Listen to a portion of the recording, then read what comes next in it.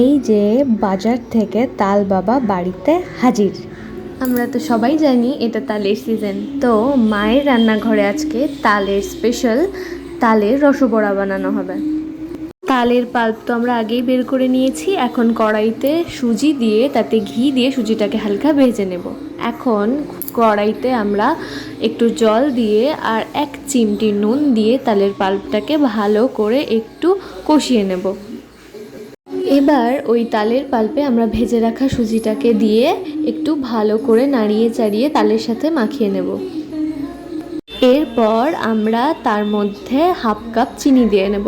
তোমরা যতটা মিষ্টি খাও ততটাই চিনি দেবে।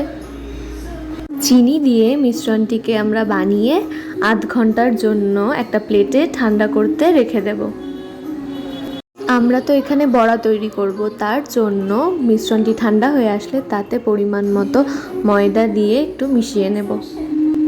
এরপর হাতে একটু ঘি মাখিয়ে নিয়ে আমরা আমাদের এই বড়াগুলো ছোট ছোট করে তৈরি করে নেব।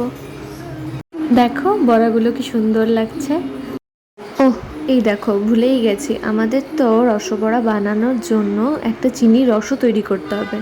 কড়াইতে চিনি দিয়ে তাতে জল দিয়ে 2 এলাচ দিয়ে আমরা একটা রসও তৈরি করে নিয়েছি। চিনির রসটাকে একটু ঠান্ডা করতে দিয়েছি আর পাশেই আমরা এই বড়াগুলোকে ভেজে নিচ্ছি। তো আমাদের তো এখানে বড়াগুলো একদম রেডি। এখন আমরা সেই চিনির রসে বড়াগুলোকে ডুবিয়ে নেব। তাহলে কি ভাবছো, একদিন চট করে তোমরাও এটা বানিয়ে ফেলো।